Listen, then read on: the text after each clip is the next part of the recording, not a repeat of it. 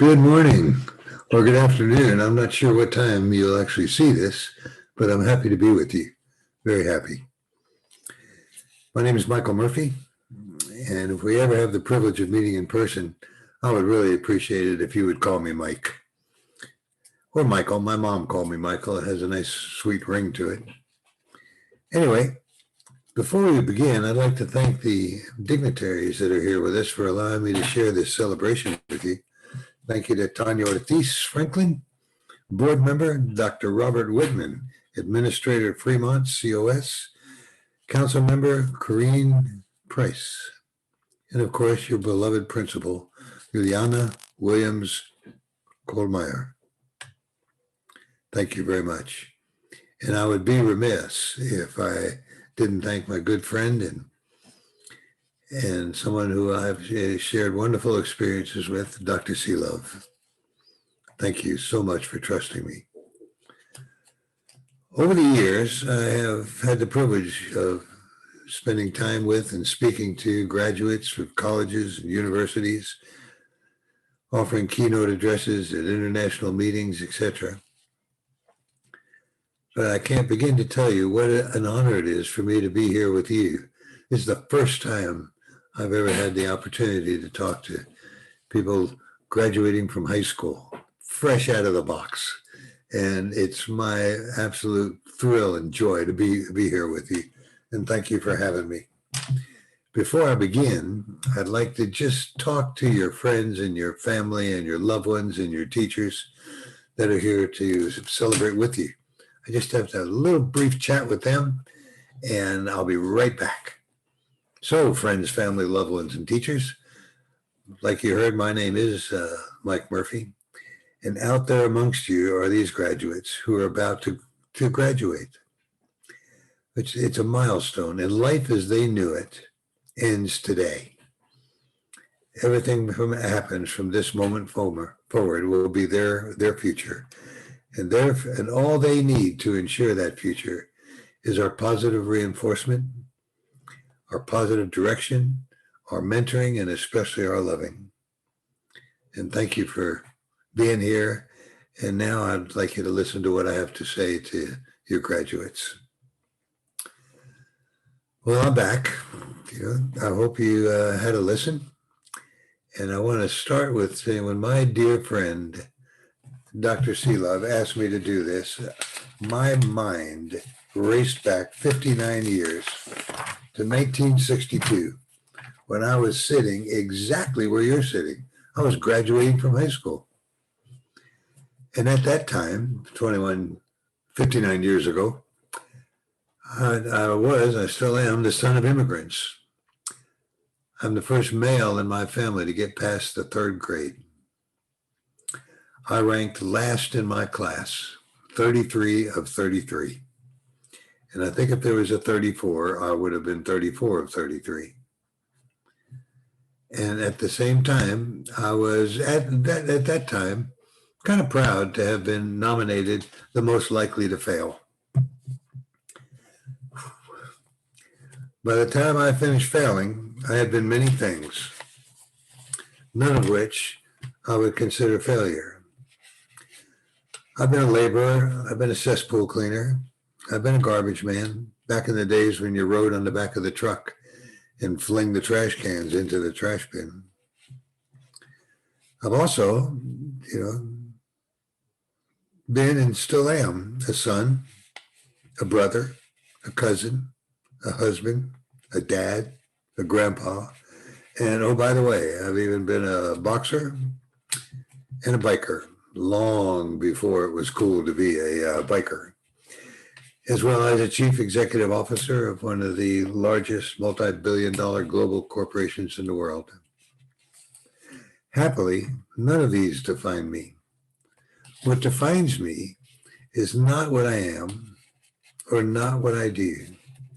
What defines me and you is a culmination of who we are, how we show up, and all the experiences that we accumulate along this wonderful journey called life. Experience is an interesting factor in education. It evolves into wisdom. Because when what you think you know passes through the portals of experience, what comes out is wisdom. And it's part of the education of your heart. Aristotle said it best: education of the mind without education of the heart is no education at all. And I've come to appreciate that more than I even realized. It reawakens in me almost every day. Einstein said that imagination is everything. He actually referred to imagination as a preview of the coming attractions of the future. Walt Disney said, if you can imagine it, you can do it. And that a dream is simply a wish that your heart makes. So I'm going to ask you to dream a little bit with me, and I'm going to take you on an imaginary trip that you're going to play a role in. I want you to come back with me to the year 2000, popularly known as Y2K. And back at the turn of the century, which I believe all of you were born right at or maybe a little bit after year 2000. But during that world that you grew up in, there were 6 billion of us here on the planet. And I want you to be one of the 6 billion, but I want to reduce that representation down to 100 people sitting where you're sitting, and you represent the 6 billion people that were on the planet at that time. So imagine this: 13 of you would be Europeans. 13 of you would be Americans. And I'm using these definitions of Europeans and Americans, etc., with the broadest possible range you can imagine. If you're one of the 13 that's an American, that's as far north in Canada and as far south in Latin America as you can go. The 13 in Europe includes Russia. All right. 61 of you, well, actually 13 of you also would be from Africa, all the regions of Africa, and 61 of you would be from the Asia Pacific region. 48 of you, almost 50% of the global population, would be under the age of 25. Only 1 in 3 could read. 5 of you would control 50% of the world's worth, and only 1 of you would own a car. Fast forward to today, we're pushing 8 billion now. It's about 7.8 billion last time I checked the counter. And now what comes next is the world that you will live in, the world you will grow up in, the world that you will continue your education or your work experience or whatever you choose as your life's journey will happen in the future. And the future's now. What I just told you was in the past. We are now in the future again and again and again and again.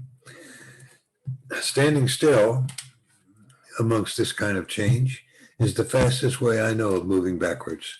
The future is not something you look forward to. It is something that you create every day, every minute, every hour. It is not what will happen. It is what's happening. So the only question is, whose future is it? And I'd like to suggest that the future is yours as long as you continue to create. Use your imagination. Hold a vision that understands that the benefits of risk. If you risk nothing, you risk even more. A vision that understands the rewards of failure. As Darwin said, there is no failure. There's just unexpected outcomes.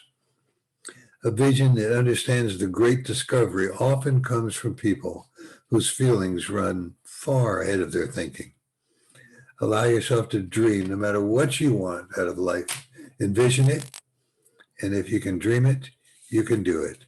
So, instead of seeing things and asking why, dream of things never before and ask why not.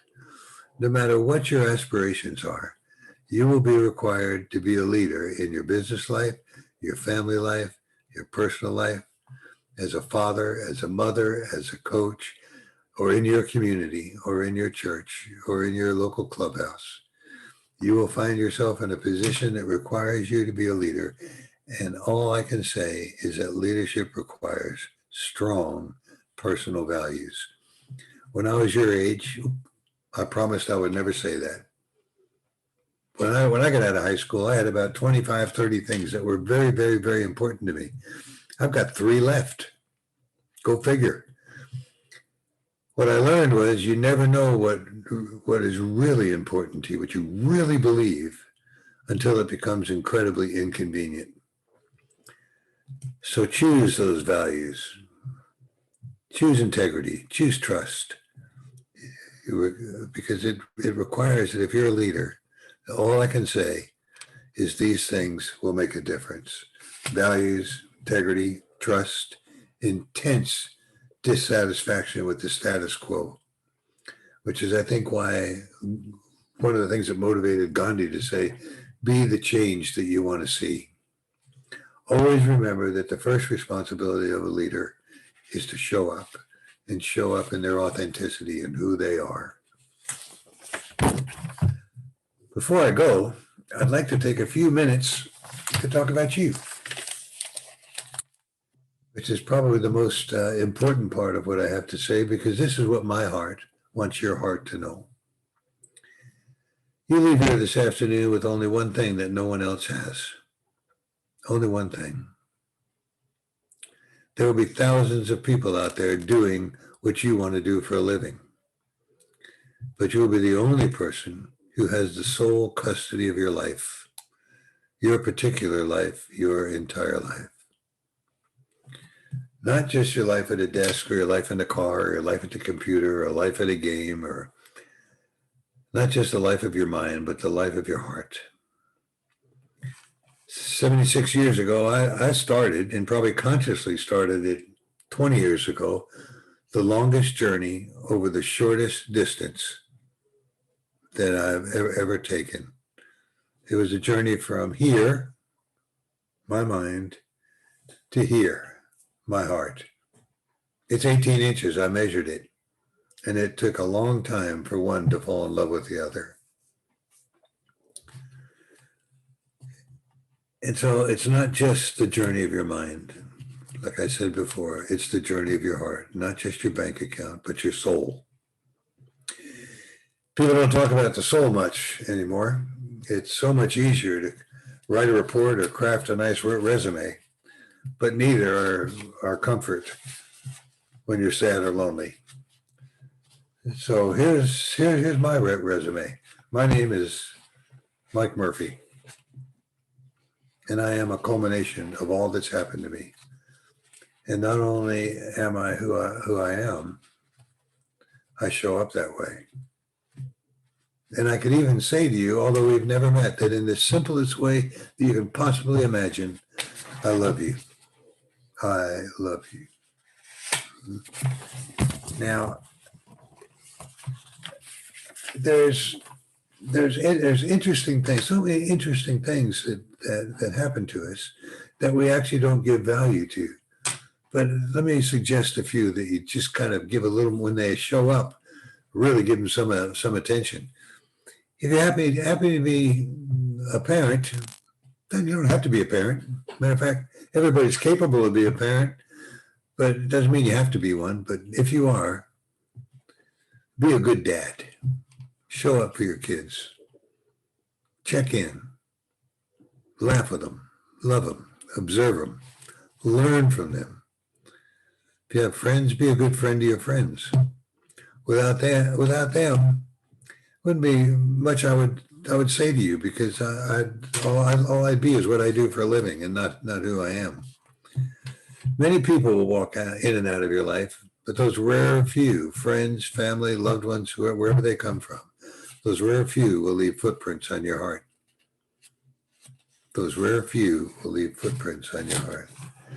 I would be, at best, mediocre if all I was what I do. At best, I would be mediocre. You really can't be good at what you do for a living, especially if what you do is all you are. Remember, you have control. The one thing you have that no one else has is you. You. Trust me, your full balanced life will ever increase your value to your family, your employer, to your kids, to your friends.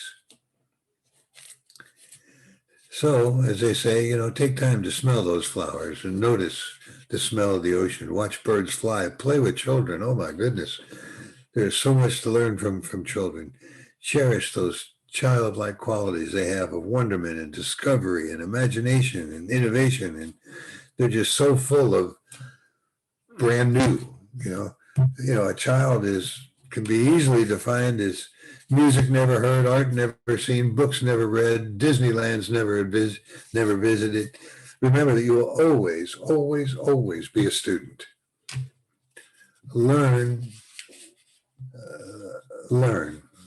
and love to learn. Love to learn, because it's unlimited, and it will even increase your experiential growth and your understanding of the universe and how it works. Recently, something happened to me, and I say it quite honestly, if I had a choice, I would have skipped that one. I would have preferred it didn't happen to me. But if I learned anything, I learned to love the journey and not just focus on the destination. In your business life, in your personal life, today is the only guarantee you get. Yesterday is gone and tomorrow is a mystery. And imagine a world where the notion of judgment by any other means than by virtue of your creation is absurd. I think Martin Luther King probably put it best, by the content of your character. Remember that everyone in this room loves you for who you are, not what you are. For you are somebody. Say that to yourself. I am somebody. If you don't want to say it out loud, say it in your mind. I am somebody. And most importantly, as you grow in mind, spirit, and body, watch your thoughts, because your thoughts become your words. And watch those words, because they will actually become your actions. And then it's even more important to watch the actions, because they will become your habits. And then watch your habits, because they become your character. And watch your character, for it will become your destiny. It has been beyond my pleasure to be with you, to share what I was thinking.